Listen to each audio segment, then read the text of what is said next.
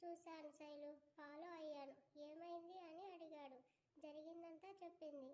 పల్లవి వెంటనే తమన్ ఫోన్కి నోటిఫికేషన్ వెలువల వచ్చి పడుతుంటే అవాక్కయ్యాడు అతను కూడా. శైలు, నువ్వు సాయి గురించి భయపడకు. ఇవన్నీ వాడు చూసుకుంటాడు. ఇప్పటికే పొద్దుపోయింది. పద అంటుంటే, లేదన్నయ్య, నేను ఆ ఇంటికి అతనికి అర్హురాలిని కాదు. నేను అక్కడ ఉండలేను. కోడలంటే ఇంటి పరువు నిలబెట్టేది, పెంచేదిగా ఉండాలి. కానీ నాలాగా భర్త అత్తింటి పరువు తీసేది కాకూడదు. నేను రాను అంది. పిచ్చి పిచ్చిగా మాట్లాడకు శైలు. నువ్వు రాను అంటే సాయి వదిలేస్తాడు అనుకుంటున్నావా? వదలడు. కానీ నాకు మనసు రావడం లేదు. బామ్మ తమ్ముడు అక్కడే ఉన్నారు. వాళ్ళని తీసుకుని మా ఊరికి వెళ్ళిపోతాను అంటూ తమన్ చూస్తుండగానే ఆటోలో పల్లవితో వెళ్ళిపోయింది శైలు. వెంటనే సాయికి ఫోన్ చేశాడు.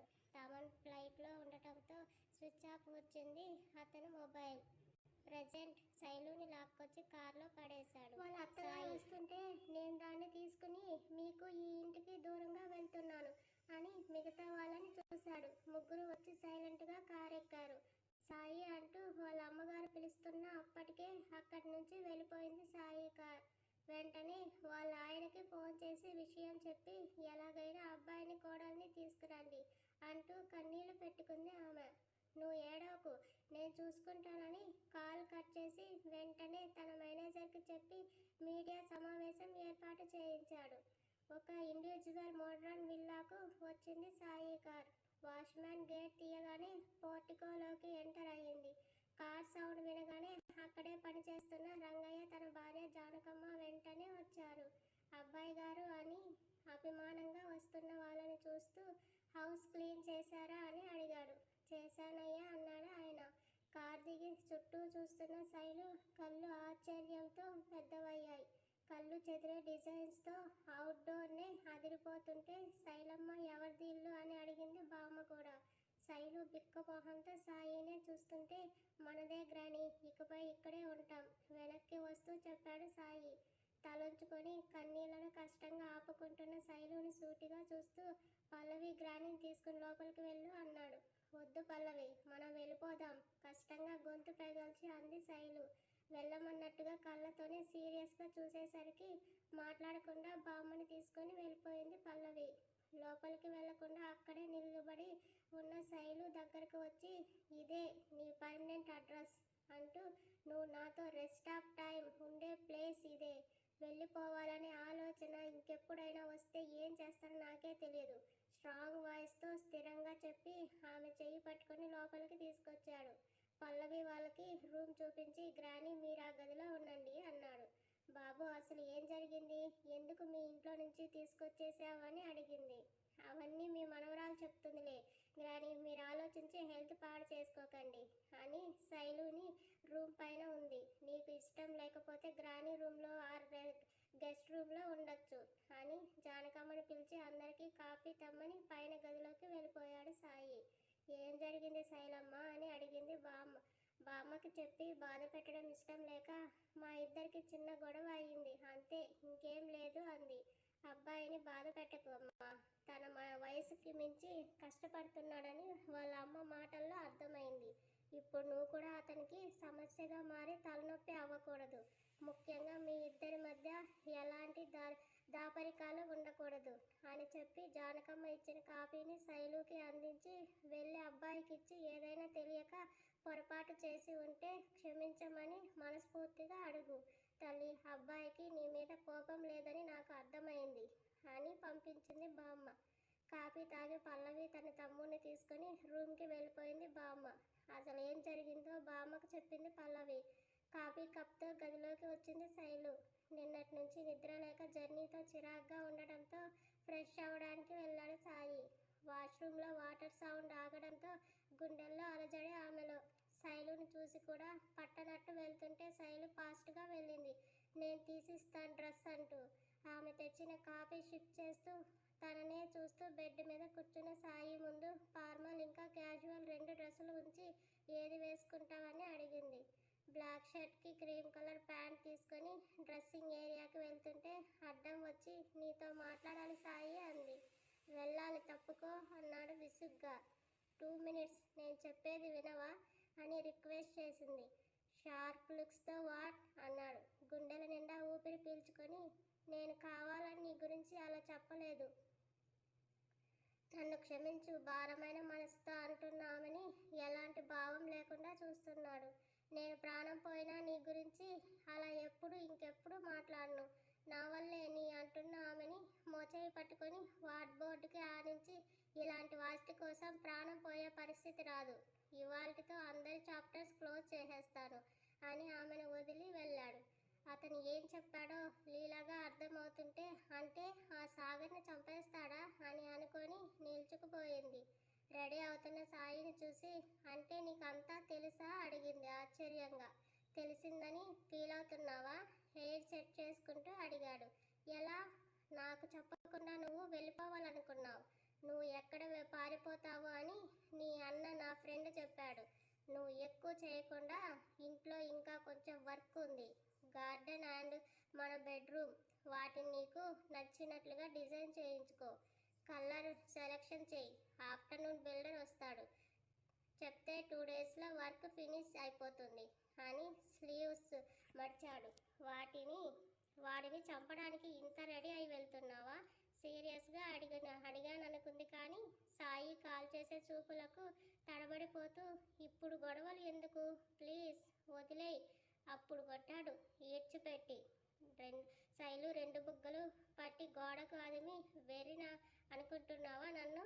నా పెళ్ళాన్ని మరదల్ని ఏడిపించి బెదిరించిన వాడు ఫ్రీగా సిటీలో తిరగనిస్తానని ఎలా అనుకుంటున్నావు? కాలేజ్ టైంలో పల్లవిని ఎవరు బయటకు తీసుకెళ్లారు, ఎందుకు తీసుకెళ్లారు తెలిసి ఎలా వదులుతాను? వాడిని చంపను కానీ బతికి ఉన్నంత వరకు ప్రతి క్షణం చచ్చేలా చేస్తాను. ఎర్రని కళ్ళతో అంటున్న సాయిని చూసి భయపడి చంపను చేత్తో పట్టుకుంది. నీకు చెప్తున్నా, లాస్ట్గా నా నుంచి తప్పించుకోవడానికి దూరంగా పోవడానికి చూసావంటే చంపి ఇంట్లోనే పాతేస్తాను. చెప్పాను కదా ఒకసారి నా బెడ్రూమ్లో సమాధి కట్టిస్తా అని కళ్ళెర చేసి చెప్తూ కార్ కీస్ తీసుకొని కిందకు వెళ్ళిపోయాడు. కన్నీళ్లు తుడుచుకొని అతని వెనకే వచ్చిన శైలు కళ్ళు ఎదురుగా న్యూస్లో వస్తున్న వార్తలు చూసి ఆగిపోయాయి. స్టెప్స్ దిగుతూ వింటున్న సాయితో పాటే తను వింటుంది. నా మీద రాజకీయ కుట్రతో నా కొడుకు సిటీలో లేని టైంలో ఇలాంటి దుష్ప్రచారం చేశారు. నా అపోనెంట్ పార్టీ సీనియర్ నేత అయిన వీరేంద్ర, అతని కొడుకు సాగర్ నా కోడల్ని బెదిరించి ఆ వీడియో తీసి మా పరువు తీయాలని అలా చేశారు. పోలీస్ రిపోర్ట్ ఇచ్చాను. వాళ్ళని వెంటనే పట్టుకొని అరెస్ట్ చేసి మాకు క్షమాపణలు చెప్పాలని డిమాండ్ చేస్తున్నా. లేదంటే వాళ్ళ మీద పరువు నష్టం దావా వేస్తాను అని దర్జాగా మీడియా ముందు చెప్తున్నారు రాజేంద్ర గారు. చూసిన సాయి ఫేస్లో ఎలాంటి భావం లేదు. తననే చూస్తున్న శైలుని చూడకుండా వెళ్ళిపోయాడు. సాయి కళ్ళలోని అగ్ని జ్వాలలు ఆమె చూపుని దాటిపోలేదు. ఫాస్ట్గా బయటకు వెళ్ళిన సాయి వెనకే పరుగు అందుకుంది. మొబైల్లో శైలు కోసం తన షాపింగ్ చేసిన బ్యాగ్స్ని రంగయ్య చేతిలో పెట్టి శైలుకి ఇవ్వమని చెప్పి ఫ్రంట్ సీట్లోకి వచ్చాడు.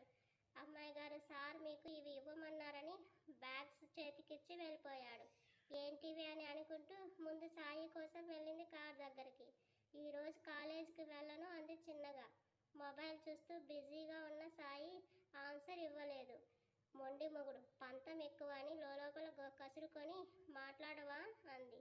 ఏం మాట్లాడాలి అన్నాడు మొబైల్లో తనకు కావాల్సిన ఇన్ఫర్మేషన్ సీరియస్గా చూస్తూ. ఎందుకు వెళ్ళవు అని అడగవా అంది విత్ బొంగమూతితో. మైండ్ దొబ్బిందా నీకు? విసుగ్గా అని బిల్డర్ వస్తాడని చెప్పాక కూడా కాలేజ్కి ఎలా వెళ్తావు? మోహం చిట్లిస్తూ చూశాడు. Have to go, car start చేస్తూ అన్నాడు. ఎన్నిటికి వస్తావు ఆశగా అడిగింది. డోంట్ నో, చెప్పి కార్డ్ ఇచ్చాగా షాపింగ్ చేసుకో అండ్ అందరికి ఏం కావాలో తీసుకుని జానకమ్మ హెల్ప్తో రూమ్స్లో సర్దించుకో. ఇంకా బిల్డర్ అండ్ ఇంటీరియర్ డిజైనర్ వస్తారు. నీకు నచ్చిన డిజైన్స్ అండ్ కలర్ చెప్పు సరేనా అన్నాడు. హా అంటూ బుద్ధిగా తలాడించింది. అంత క్యూట్ అండ్ ఇన్నోసెంట్ ఫేస్ మీద బూరెలా పొంగిన బుగ్గ పైన అతని హస్తముద్రలు దర్శనమిస్తుంటే నీకు మేకప్ అలవాట్లేదని ఇలా నా చేత చెంప మీద కలర్ వేయించుకుంటావా శైలు అన్నాడు అసహనంగా. సాయి మాటకి కళ్ళు ఎత్తి చూస్తూ నీ కోపం ఎక్కువ అని ఒప్పుకోకుండా నన్నే తిరిగి అంటున్నావా అంది మూతి ముడుస్తూ. ఆ బుజ్జి లిప్స్ చూశాడు. క్యూట్ లిప్స్ని క్రష్ చేయడానికి అని కార్లోకి లాక్కొని డోర్ లాక్ చేశాడు. ఆమె అదరాలలోని తీయని రసాన్ని ఎనర్జీ కోసం జుర్రుకుంటున్నాడు. ఇలాంటి హఠాత్ పరిణామాలకి అలవాటు పడిన శైలు భయపడకుండా అతన్ని టెంప్ట్ చేసి కోపం పోగొట్టానన్న ఆనందంలో హాయిగా ఇష్టంగా తన లిప్స్ని వాటిలోని జ్యూస్ని అతనికి అందించింది. అతడి చేతులు ఆమె మెడ వంపులో గిలిగింతలు పెడుతుంటే సాయిని మిస్ అయిన ఫీలింగ్, తను చేసిన పొరపాటు గుర్తొచ్చి సన్నని జల్లుని కురిపించాయి ఆమె కలువ కళ్ళు.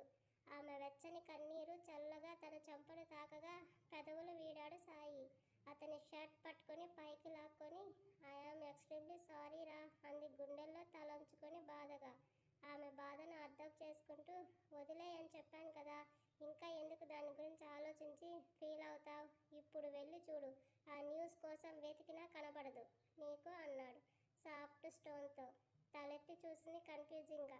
ఆమె చెక్కిళ్ళ మీద జారుతున్న ముత్యపు దారని బొటన వేలుతో తుడుస్తూ ఎవరి గురించి ఆలోచించకు, నా గురించి, కేవలం నీ మొగుడి కోసమే నీ ప్రతి ఆలోచన ఉండాలి, అండర్స్టాండ్ అన్నాడు సీరియస్గా. చిరునవ్వుతో అతని మెడను చుట్టేసి థ్యాంక్ యూ అండ్ సారీ అని ఈసారి జత చేసింది ఇరువురు పెదవులని. ఊపిరి భారమై సమయానికి వదిలి టైం అయింది అన్నాడు వాచ్ చూస్తూ. అతని షర్ట్ సరిచేసి చెదిరిన హెయిర్ సెట్ చేసి వదలాలని అనిపించకపోతుంటే ఐ లవ్ యూ సాయి అని గట్టిగా బుగ్గ మీద ముద్దు పెట్టి వెంటనే కార్ దిగి పరిగెత్తింది లోపలికి. ఆమె వెళ్ళినంత వరకు కూల్గా ఉన్న సాయి ఫేస్లో శైలు రూపం మాయమవగానే పిడికిలి పట్టుకు షర్ట్ బటన్స్ ఊడిపడే అంత ఆవేశం, కోపం అతనిలో. కారు వెళ్ళిన సౌండ్ రావడంతో తేలికైన మనసుతో చేతిలో ఉన్న బ్యాగ్స్ ఏంటా అని హాల్లో సెటిల్ అయ్యి ఓపెన్ చేయబోతూ నో, సాయి తెచ్చాడంటే నా కోసమా తన కోసమా అని బెడ్రూమ్కి వెళ్ళి తలుపేసి బెడ్ మీద కూర్చొని ఓపెన్ చేసింది. ఆమె కళ్ళు భూగోళం కన్నా పెద్దవయ్యాయి. తన చెల్లి తమ్ముణ్ణి కాలేజీలో వదిలి ఇంటికి కావాల్సిన వెజిటేబుల్స్ తనే తీసుకుని ఇంటికి వచ్చింది. జానకమ్మతో పక్కనే ఉన్న గుడికి వెళ్ళింది బామ్మ. బిల్డర్, ఇంటీరియర్ ఇద్దరు రావడంతో వాళ్ళకి ఎక్కడ ఎలాంటి డిజైన్ అండ్ ప్యాటర్న్ కావాలో కలర్ కాంబినేషన్ అన్నీ క్లియర్గా చెప్పింది. అందరికీ తన లంచ్ కుక్ చేసి రంగయ్యని పిలిచి వాళ్ళకి లంచ్ పెట్టి వర్క్ చూసుకోమని చెప్పి ఇంటి కోసం కొంచెం షాపింగ్ చేయాలనిపించి కార్ తీయమని డ్రైవర్కి చెప్పి వ్యాలెట్ ఇంకా కార్డు తీసుకుని వెళ్ళింది. పెద్ద మాల్లో మొదటిసారిగా సాయి లేకుండా స్వతంత్రంగా తన భర్త డబ్బుతో తనకు ఇంటికి కావాల్సినవి స్వయంగా ఏరి కోరి మరీ ఇష్టంగా సెలెక్ట్ చేసి 2 గంటలు షాపింగ్ చేసింది. అన్నీ తీసుకొని వచ్చేటప్పుడు తన చెల్లి తమ్ముని కూడా తీసుకొచ్చింది. రంగయ్య బ్యాగ్స్ అన్నీ లోపల పెట్టగా గార్డెన్లో ఉన్న మందిరంలో తను తెచ్చిన రాధాకృష్ణుల తెల్లరాయి విగ్రహాన్ని పెట్టింది. చాలా బాగుంది, గ్రీన్ కలర్ గ్రాస్లో గోల్డ్ లైటింగ్ పెట్టేస్తే పర్ఫెక్ట్గా ఉంటుంది అని అనుకుంటూ లోపలికి వెళ్ళింది. తనకు హాల్లో ఎదురయ్యాడు తమన్. చూసి అన్నయ్య ఎప్పుడొచ్చావు అంది చిరునవ్వుతో. 15 మినిట్స్ అయ్యిందిరా అంటూ తనతో తెచ్చిన మొబైల్ శైలుకి ఇచ్చాడు. మీ వారు ఇవ్వమన్నారు సెల్లమ్మ అని. ఇది 3వ మొబైల్ అన్నయ్య అంది. తప్పదు సిస్టర్, నా ఫ్రెండ్ లాంటి భర్త నీకు ఉన్నప్పుడు 3 కాదు 30 అయినా వింత ఆశ్చర్యం లేదు. సిమ్ కూడా ఇన్సర్ట్ చేసి పెట్టాను, సాయి నెంబర్ ఉంది అన్నాడు తమన్. ఇంకా రాలేదేంటి, మార్నింగ్ అనగా వెళ్ళాడని అడిగింది. లేదురా, నేను చేసిన ఫోన్ లిఫ్ట్ చేయడం లేదు, బిజీగా ఉన్నట్టున్నాడు. ఆ బిజీ ఎందుకో అర్థమైన గమ్మున ఉంది. అప్పుడే వినబడింది టీవీలో మరో న్యూస్. సాగర్ సతీష్లు డ్రగ్స్ కేసులో ఇన్వాల్వ్ అయ్యారని. తండ్రి ప్రజలను ఉద్ధరించడానికి రాజకీయాలకు వస్తుంటే కొడుకు ఆ ప్రజలను మత్తుమందులో నెట్టేసి పార్టీలను ఎంకరేజ్ చేస్తూ డబ్బు కోసం అక్రమ మార్గాల్లో పక్కదారి పడుతున్నాడు. మీడియాకు పోలీసులకు అందిన సమాచారం మేరకు పోలీసులు పార్టీ జరిగే ప్రాంతంలో నైట్ రైడింగ్ చేశారు. అక్కడే మత్తులో తూగుతూ ఉన్నాడు వీరేంద్ర కొడుకైన సాగర్. 10ల సంఖ్యలో ఆడపిల్లలు అక్కడ పట్టుబడ్డారని న్యూస్లో హోరెత్తిపోయే హెడ్లైన్స్తో గొంతు విచ్చించుకుంటుంది రిపోర్టర్. చూస్తున్న శైలుతో పాటు మిగతా వారికి నోట మాట రాలేదు. బొమ్మలా నిలబడిపోయి తెల్ల మొహాలు వేసుకొని చూస్తున్నారు. పల్లవి కూడా షాక్ అయి చూసింది. చెవులు చిల్లులు పడేట్లు పదే పదే టెలికాస్ట్ చేస్తూనే ఉంది న్యూస్ ఛానల్. తమన్ని చూస్తూ ఏంటన్నయ్య ఇదంతా అంది నమ్మలేక. మన సాయితో పెట్టుకుంటే ఇలాగే ఉంటుంది చెల్లమ్మ, ఇది బయట ప్రపంచానికి తెలిసిన న్యూస్ మాత్రమే, కానీ అసలైన టార్చర్ ఆ సాగర్ గాడికి ఆల్రెడీ స్టార్ట్ అయి ఉంటుంది సాయి చేతిలో అన్నాడు తమన్. సిటీ బయట ఒక పాత గోడౌన్ తలకిందులుగా వేలాడుతున్నారు సాగర్ ఇంకా సతీష్. వాళ్ళని అక్కడికి చేర్చిన 10 నిమిషాలకి న్యూస్ వెళ్ళింది మీడియాకి. అయితే అక్కడ మనుషులు లేకపోయినా టీవీలో ఫోన్లలో వాళ్ళ వీడియోలు ఫోటోలు వైరల్ అవుతూనే ఉన్నాయి. అప్పుడే కార్ ఆగింది గోడౌన్ ముందు. స్టైల్గా కారు దిగి వస్తున్నాడు సాయి. అక్కడ సాయిని చూసి సాగర్కి పైన ప్రాణాలు పైనే పోతే వాళ్ళకు పక్కనే చేతికి గ్లౌస్ ధరించి సాయి చెప్పిన ట్రీట్మెంట్ ఇవ్వడానికి రెడీ చేస్తున్నాడు శ్రీకాంత్. సాయిని చూడగానే నవ్వుతూ ఎదురెళ్ళాడు. హాయ్ బ్రో అన్నారు ప్లెజెంట్ స్మైల్తో. బ్రో అన్న పిలుపుకి సాయి లిప్స్ చిన్న నవ్వుతో విచ్చుకోగా హలో శ్రీకాంత్ అన్నాడు గాగుల్స్ తీసి. Sai this is not correct. నేనెవరో తెలుసు కదా. మా నాన్న తలుచుకుంటే ఏదైనా చేయగలడు. నన్ను మర్యాదగా వదిలిపెట్టు అన్నాడు సాగర్. అంత ప్రాణభయంలో కూడా బెదిరిస్తూ నీ అంటూ అప్పటి వరకు అణిచిన ఆవేశం కోపం కట్టలు తెంచుకోగా బూట్ కాల్తో సాగర్ మొహం మీద గట్టిగా కిక్కిచ్చాడు. వాడి మొహం పచ్చడయి కళ్ళు బయర్లు కమ్మాయి.